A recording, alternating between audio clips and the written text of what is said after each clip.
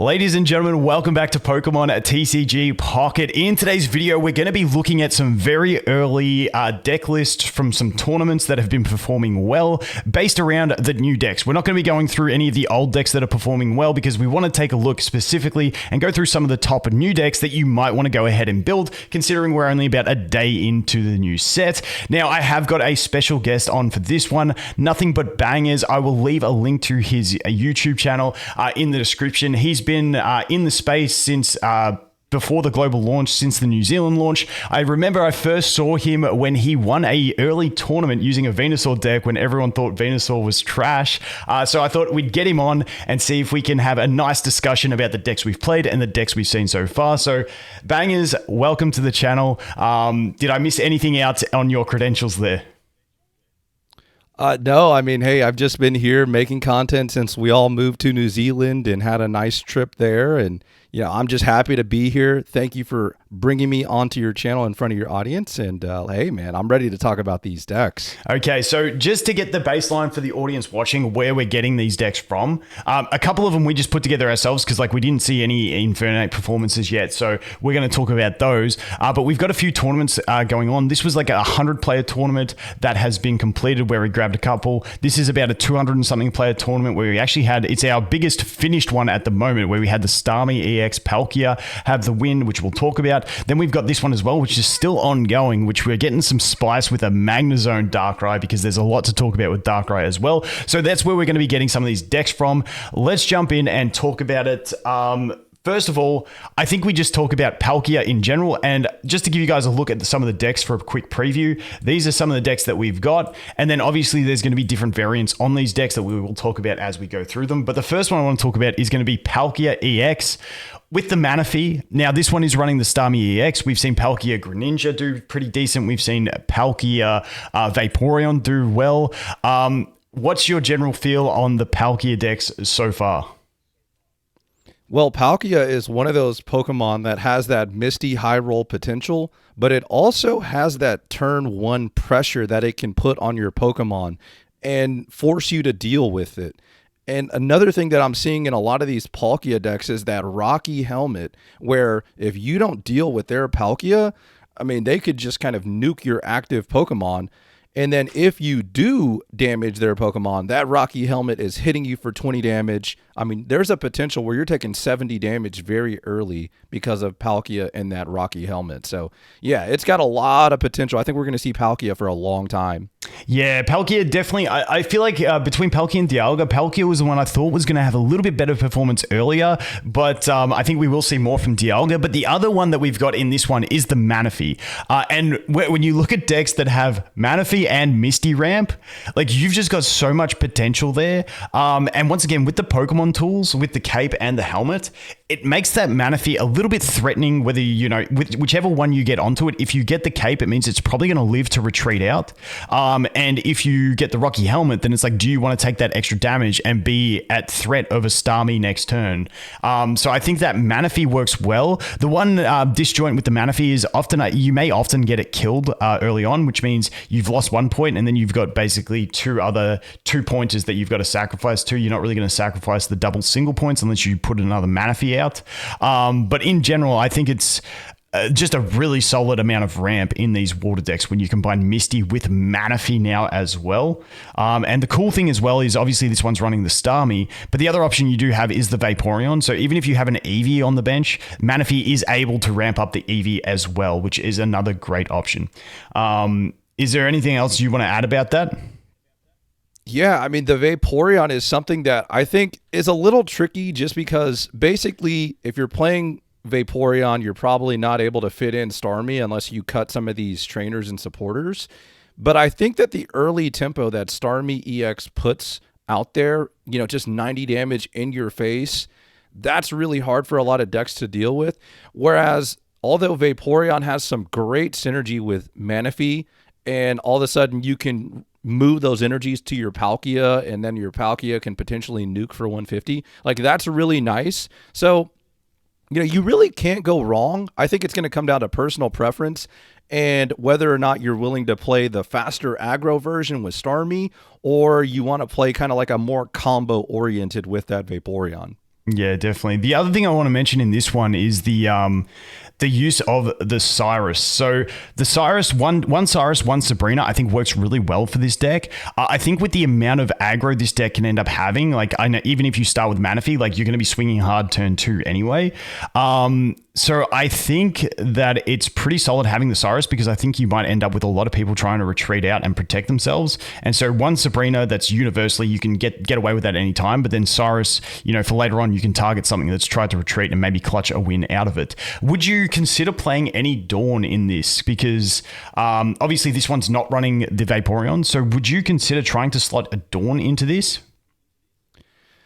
I could see Dawn in place of maybe something like a Leaf. I mean, I almost don't mind paying an energy to retreat my Manaphy. And Starmie EX is, famous for being a free retreater. So I almost don't mind doing that. But, I like what you said about Sabrina and Cyrus here.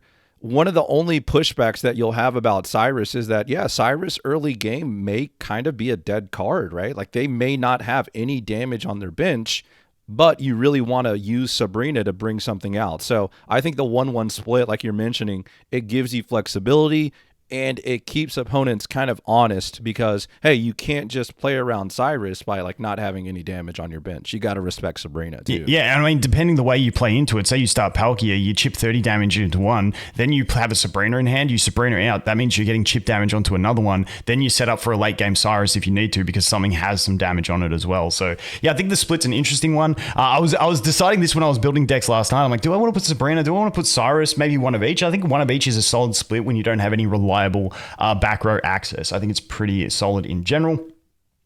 Once again, I think this was a really solid build. I think Palkia with Manaphy is just a super solid water core with Misty. There's just so much potential for energy ramp. That is ridiculous. So yeah, I grats to this one getting the win. Pretty solid deck. Is there anything else you want to touch on before we move to the next one? Hey, it's cool to see the first, quote unquote tournament for this meta. We already see new cards making a difference, and that's really what you want to see with these kind of releases. Yeah, and obviously it's still early days. This can shift a lot. We're only one day in, so it can definitely shift a lot. People wanting to try stuff, but this is just, like at its core, this is just a solid deck. So let's jump into the next one. This is a Weavile Darkrai deck, which actually finished third in that same tournament. So pretty respectable. This one running the Farfetch'd. I was trying to cook with the Spiritomb last night. Have you played at all yourself with the Farfetch'd in this deck? So unfortunately, I pulled 3 Weavile and only 1 Darkrai. So I would have to go craft Darkrai, but I have played against it, and it's one of those decks that's just it can be really fast. As far as like Farfetch'd versus Spiritomb, I'm not sure how I feel about playing both, but there could be some play that, hey, maybe you play one of each. But right now, just looking at it from the outside without playing it, I kind of lean more into that Farfetch'd. Yeah, it's definitely solid. That 40 damage, the pressure you get, and then even if you make a modifier of this and put Rocky Helmet and just slap a Rocky Helmet on it, so it's like now it's even more terrifying to kill because early game if it's chipped 40 into you and then you're a 60 HP, like you're dead to that Rocky Helmet even if you try and KO him. So I think the Farfetch'd definitely adds to that aggro feel, whereas I feel like the Spiritomb becomes a bit too, it may be a little bit too gimmicky. But once again, this is running the double Cyrus and the Sabrina. So this one really trying to mess with your opponents. I think with these aggro decks though, I think you will get into a lot of situations, once again, like the other one, where your opponents do retreat out. So they do have that damage. So I think the double Cyrus ain't too bad. Bricky, if you get 2 in your starting hand, obviously. But besides that, I think it's pretty solid. And I was chatting to you earlier about this. I really like the Darkrai Weavile deck. That was what I envisioned when I first heard Darkrai. Now, this may be due to people not being able to pull all the Darkrai EXs and the Weavile EXs that they want yet. But when I was playing last night, I fought so many Darkrai stall decks. And I was just like, dude, please don't turn this into Darkrai stall meta because the games go for so long. It's so boring. I saw Darkrai Wheezing. I saw Darkrai Druddigon. I saw Darkrai Mew with budding. And I was just like, guys, I don't want to have 20-minute games every time. Can we please not do this? But I do love the aggro deck. The Weavile Darkrai being able to, running the 2 Dawn. Dawn's huge in this deck. Being able to, if you go first, play the Sneasel. It's a bit of a 4-card combo, but it's cool if you can pull it off because you just put that up, then you put Darkrai on the bench, put the energy on Darkrai, chip for 20, evolve into Weavile, then you Dawn onto the Weavile and you swing it for 70. So it's a 90 damage turn 2 play going first, which is absolutely insane if you can pull it off. Puts so much pressure on early.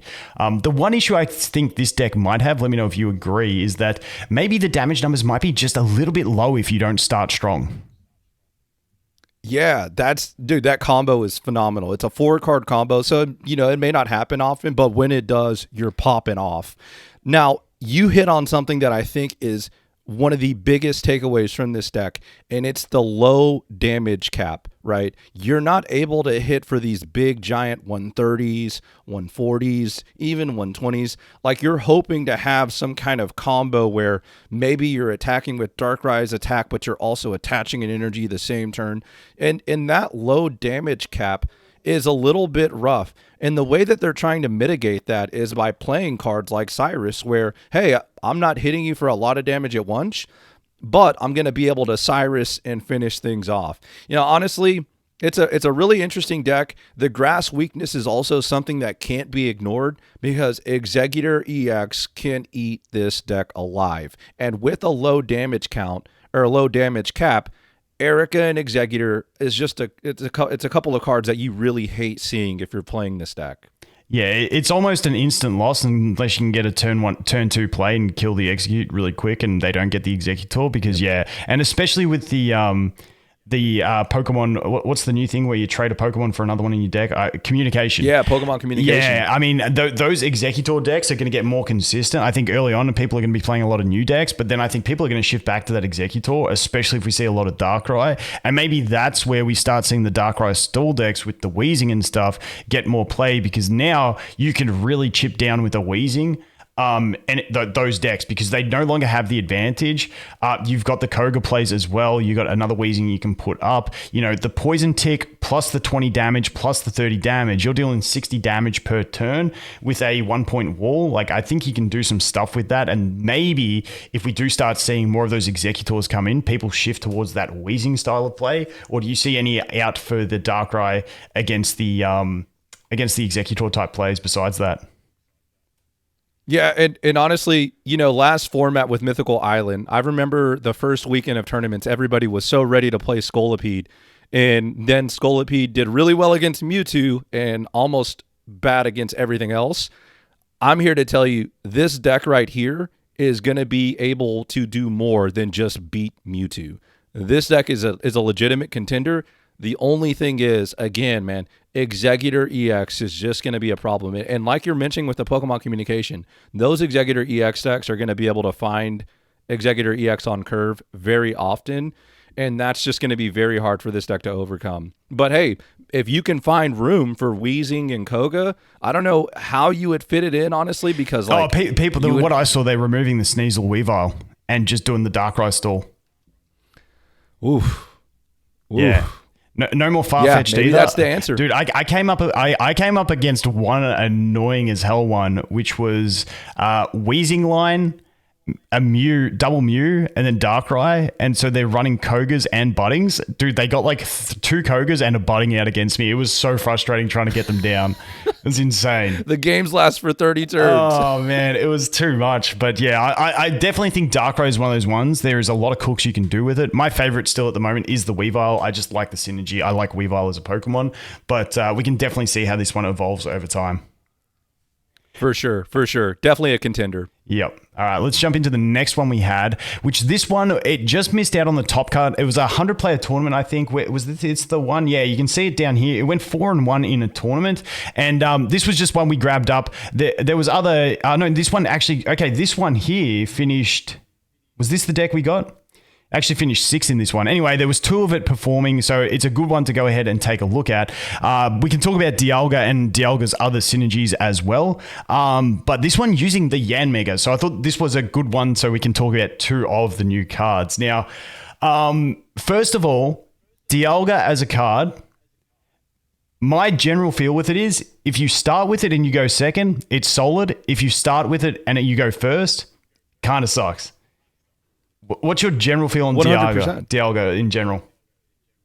Yeah, I mean, 100%, man. I mean, I think that this deck does a great job of trying to play something like a Rocky Helmet to maybe mitigate a little bit of, oh man, I opened Dialga, but I have Rocky Helmet, so hey, I can at least make you take damage for attacking me. But yeah, man, I mean, Dialga going first, a lot of the time it's like, oh, okay, here we go. Yeah, and that's where it does have the other option of the Skarmory as well. Obviously, Skarmory, you'd still love to go second, but if you do go first, you get an extra chance to get that equip, or you can equip the Rocky Helmet straight away if you have it. Now your Skarmory is a massive threat, because if they want to poke into this thing that has 80 HP on their turn 1 after you go first, they take 20 damage and then get back another 50 on the return. That's pretty hefty. So I think the Skarmory play in this is really strong.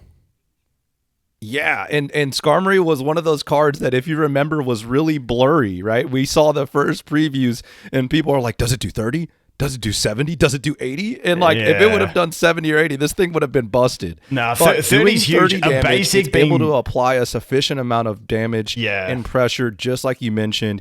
And if you wanted to compare, like if you wanted to say, well, hey, what did that other deck play?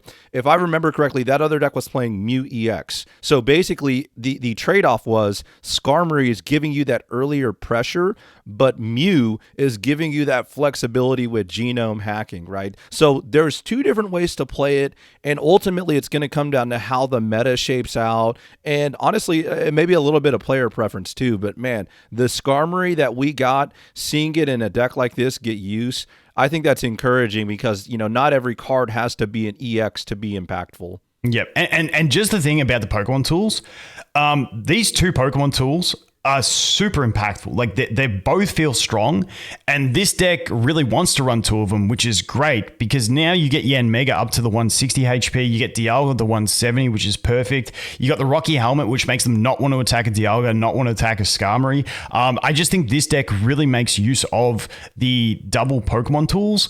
And then we've got to talk about the elephant in the room, which is the Yanmega, which is a card I got super excited about when I saw, purely due to the fact that it is fully colorless, which got me super excited. So what's your take on the Yanmega in this one? So the only drawback that I feel about Yanmega is that it deals 120 and not 130. And you may be wondering, why is that a big deal? Exeggutor EX has 160 HP, right? So if they attack into a Rocky Helmet, or if you deal 20 damage with Dialga, they go down to what? 140? Well, now, because your Yanmega only does 120, you can't KO it, And so with Giovanni and Yanmega, if it did, 10 more damage, that 130, you could make the argument, hey, Yanmega is the perfect answer to Exeggutor EX. But again, with it only dealing 120, it still is going to clean up a lot of the big meta Pokemon that we've seen. It's going to clean up Pachirisu, it's going to clean up Pikachu, and then even those other like non-EX Pokemon like Druddigon, even a Greninja it deals with in a way, right? So there's a lot of Pokemon that it does answer, and I think it does have potential. I was pleasantly surprised with how well Yanmega played in my Dialga deck. Yeah, and the big one as well, if it starts seeing a lot more meta use, is it one-hit kills Darkrai and Weavile unless they have a cape. Yep. So that 120 point on the damage is actually really solid for countering those, if those become the meta as well. So yeah, this deck, I really enjoyed it. I think Dawn has obviously great usage in any deck with extra ramp as well. Because when you look at this deck, with Dialga, as always, you get to that 2, you swing, you put an energy on the bench. The next turn you could be swinging for 100 if you use the Dawn. Otherwise, you can boot out the Dialga, whether you retreat with the double or you use an X speed in this deck. Some decks would run Leaf. But if you have an X speed, then you've put 1 on Yanmega, you X speed out the Dialga next turn, you use the Dawn to get the Yanmega to 2, then you go again with the manual attach, Yanmega's swinging. So, pretty decent plays, but what I really do love is this Skarmory once again. I always come back to this Skarmory because if you can start with it, you put the Rocky Helmet on it, it's a massive threat. Even if you get the cape, you're at a decent HP point. Unfortunately, you're still going to get KO'd by the Pikas and also the Pachirisus if they start seeing some play. But, in general, it's a nice one. Put one energy for a heap of pressure, and then you can slowly build that Dialga up on the bench, bring the Dialga in, and then you can load up the Yanmega. If your Skarmory has survived until that point, you still have 3 points to play with. They're going to have to take 2 EXs. So, yeah, I think there's just a lot of fun plays in this type of deck. And like I said, Dialga, I think Dialga has a lot of options as well. This was just one so we could talk about Yanmega. You got Licky, I think would be a bit of fun. I've seen people try Wigglytuffs. Basically anything that has colorless energy is going to be an option. You've also got Melmetal. What other Dialgas do you think will see some good play? Hey, I'm ready to meme it up with some Bidoof. Okay, Bidoof, put those energies on my Bidoof. And then, hey, as soon as you send in your Mewtwo or, your Charizard, whatever, my Bidoof is going to take half of that HP, and hopefully I can follow it up, So I think Bidoof is there. Kidding aside, maybe there's some potential with something like a Wigglytuff.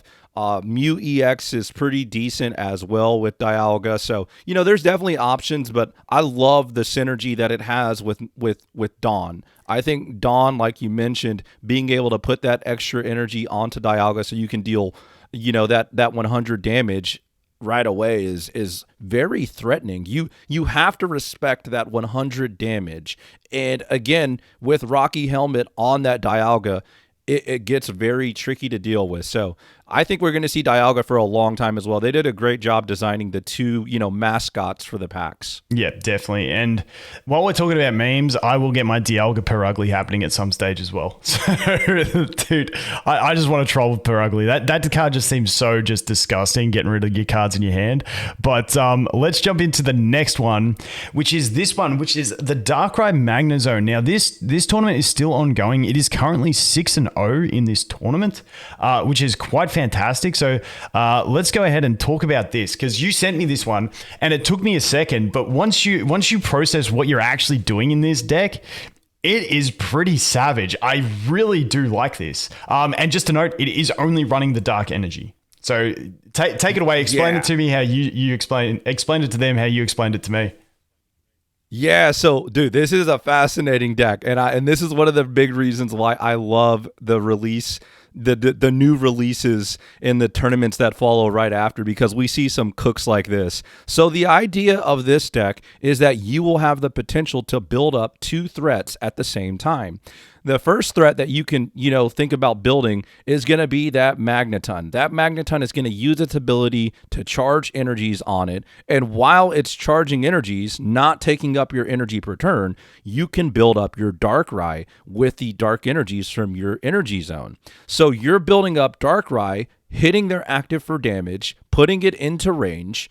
And then on the other side of your bench, you've got your Magneton building up and then just getting ready to evolve into a Magnazone. And the thing about Magnazone, just in case people aren't familiar with it, is because it has a 3 energy attack, you could potentially ramp this for a few turns and swing with it in consecutive turns for, I believe, 110 damage? Yep. Then again, you've got Druddigon in the active, basically saying, hey, I dare you to attack me. I dare you to attack me. Use your Dialga and ramp, and I'm going to hit you for 20 without any energy, while, I'm also building up threats on my bench with Darkrai and Magneton. Really cool deck, and honestly, I need to get my hands on another Darkrai so I can play around with it. Yeah, so, and the thing with this one is running the double cape and no Rocky Helmet. You might think, why are you missing the Rocky Helmet? But I think the cape is so your Magnazone and Darkrai both hit the 160 HP point, which is huge. You can use it on Druddigon if you want, but not really necessary. Druddigon already threats with the Rocky Helmet effect. And the thing about Darkrai Druddigon is often Druddigon decks, if you're trying to set up in the back, it's but you're not doing any damage. You're just leaving a Pokemon there that's never going to equip the energy, never going to attack. But in this one, every turn, you're still chipping 20 damage, because let's face it, all you're going to be doing is Druddigon up front. Every turn is just going to be using the Darkrai to attach energy, and then you start using the Magneton's effect every turn. You're getting 2 energy per turn, plus 20 chip damage, plus a decent tank. It's just super solid in general. The one thing is, I feel like the Leaf, I don't know if I'd want 2 Leafs in this one. I just feel like your starting hand odds are not the greatest, because more often than not, you've only got a 30% chance to have a Drotagon in hand as your guaranteed starter, 33% chance, because you got 6 basics. That would be the only other thing I would consider in this one, would be maybe upping the Leaf count. Just to get around that. But once again, this deck running the Sabrina and Cyrus 1-ofs next to each other, early game, you can attach to Darkrai, chip 20 into one, Sabrina it out, chip 20 into the other. Now you've got 2 targets that are going to be in range of Cyrus whenever you decide to switch it around later in the game. I think this is a really solid cook. Anything else you want to touch on? No, I that was the thing that I was going to touch on, is that 1-1 split of Sabrina and Cyrus. And, Cyrus is going to be really good in this deck just because of the amount of damage you're putting on your opponent's Pokemon throughout the game. So, once again, really cool deck. And, I want to, if this deck can win a tournament, as, it's been hot already, that would be such a cool little feat. Yep, 100%. I love it. Let's jump into the next one. So this one was, I think I saw it on one of the tournaments that had finished. Yeah, it was this 100-player tournament. It finished 3-1-1. So I didn't get it. I think I saw it in one of the other ones as well. But in general, we just grabbed one because I wanted to have a chat about Lucario, because everyone is curious on Lucario. So this deck in particular, it's sort of just going with the general fighting theme that we've had over Mythical Island, and slapped in that Lucario. Now, I played some Lucario Cranidos. I played some Lucario Kabutops. I have my own thoughts on it. What's your general thoughts on this deck and Lucario in general? So this deck is going to really excel in the early game by just being able to put a lot of pressure out there. And my personal experience playing with Lucario, it was only maybe, it was less than 10 games, but, and I played against it a few times as well. But honestly, the one thing I kind of don't like about this deck is it feels really glassy in a meta where there's a lot of Giant Cape, there's a lot of Rocky Helmet, and then there's these big basic EXs, and there's these big EX Pokemon. And like, it almost feels like your deck can only deal so much damage, even though you're playing, it's a 1-prize deck, so there's that. But I mean, like, realistically, it's kind of hard to take down some of these EXs, especially if they start pivoting, if they start healing. And so, like, overall, I don't know that fighting has a place right now in, like, the grand scheme of things, but I do like some of the different pressure that it can put out, specifically against Pikachu and against maybe some of those dark decks. But overall, man, I'm not gonna lie to you. I was a little underwhelmed with Lucario in a lot of the times that I saw it. Yeah, see, before the set came out, I was super excited about Lucario, and then I'm just not sure. I need to see more results. I need to see more cooks with it, because the deck I was using the Cranidos, so I was doing double Lucario line. Rampardos is the fully evolved, and I was using this line, and it honestly almost felt like it would have been better if I dropped the Lucario for something more aggressive, because I was running a Marshadow as well, and often I found that I was just basically sacrificing the Riolu early game, not even getting to the Lucario, then revenging killing with the Marshadow, and then bringing out Rampardos in the late game just to get the final kill. And it sort of felt like that was the play. So I'm not too sure. Yeah, Lucario, I just still really like it. I think there's something really good out there. The Rampardos deck was pretty fun and actually really solid. I only played 7 games with it and won 6 this morning while I was chilling in bed. But I think it has a spot. I think Lucario will have a spot. I'm not too sure exactly what that is. And to me, it's the 2 energy attack on Lucario. If Lucario was, say, 1 energy and 30 damage, it might even be better. It's the fact that you need that second energy if you want to get any value out of the Lucario is the awkward thing for me at the moment. Yeah, I mean, honestly, here's the question that I would pose to everybody that's like cooking with Lucario. Is your deck just straight up better without Lucario? Like, if you take out those 4 cards, does it allow you to play Cyrus and a another Pokemon tool? Does it allow you to play another supporter that helps you fix some damage breakpoints as opposed to the conditional Lucario? Like, that would be the question that I would pose. Because like you mentioned, in that Rampardos deck, hey, maybe the answer is just like not Lucario and something else. I don't know if it's something like an Aerodactyl or something like a Primeape from Mythical Island, but I think it's worth asking the question like, hey, if my deck is good with Lucario, is it just as good without it? That's the question that I would have. Yeah, and the other thing is, I would probably be running in this kind of deck when I look at this one. I'd probably be going Mythical Island Primeape, just because of that 1 energy cost. It gives you more energy efficiency, which is something I think this needs. There's too much 2 energy stuff going on here for my liking. It's like a must go second in this state, but. Yeah, I mean, just different options. But yeah, keep cooking with Lucario. I think someone's going to find something amazing. I just haven't got it in my head yet. So, like I said, at the moment, I think the Rampardos is my favorite one. But yeah, I'll keep playing it and cooking some more. But let's jump into the next one, which is Infernape. Now, we did not see any Infernape results in the tournaments, in the high rankings. Now, obviously, it's still early days. Maybe it'll come back. But when I got on call with you, like we both said, dude, Infernape's pretty fun. Do you think this thing will get some play? It just feels good to play. I don't know about you. I just think it feels good. Dude, this was the first deck that I played when I was finally able to get through the pack openings with the server issues. And I enjoyed every single moment of playing this deck. The unique ability to pivot out of Infernape with that free retreat and buy yourself a turn, attach an energy to it, is something that just like Charizard just straight up can't do. And I know that that's going to be the direct comparison that people are going to look at. They're going to say, why not just play Charizard? And my first reaction is they just do different things, man. Like Infernape has the ability to pivot out. It has the ability to on curve attack for 140, and that's something that we talked about a little bit too. But I like this deck list. It didn't get great results at all, but I think that this deck list is very close to something that I would play if I was playing Infernape. I think this is actually the exact deck list that I was playing when I first started. Yeah, and the thing that it has that both Charizard and Arcanine don't have is that in Charizard and Arcanine, if you don't start with the Moltres, you just feel absolutely shafted.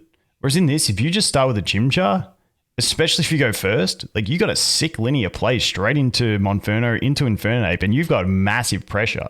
And the other thing that it has is Dawn. Dawn is so fantastic in this deck. Obviously, Infernape, if you have a bench with an energy, you swing with Infernape, next turn you Dawn, you get another kill with Infernape, happy days.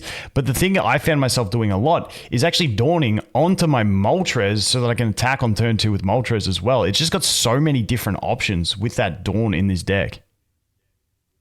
Yeah, and you don't really lose tempo a lot of the time when you dawn into that Moltres. So for the scenario that we're talking about is, maybe you go second, right? You attach the Moltres and you ramp. Well, if you got any heads onto your, and put energy onto your bench, well, on your next turn, you can just use Dawn to move that energy to Moltres, attach return, and all of a sudden you're dealing 70 on your turn too. And like against grass decks, like, dude, that's going to be very hard for them to overcome because, again, they're going to be behind on energy. They're going to be facing down weakness.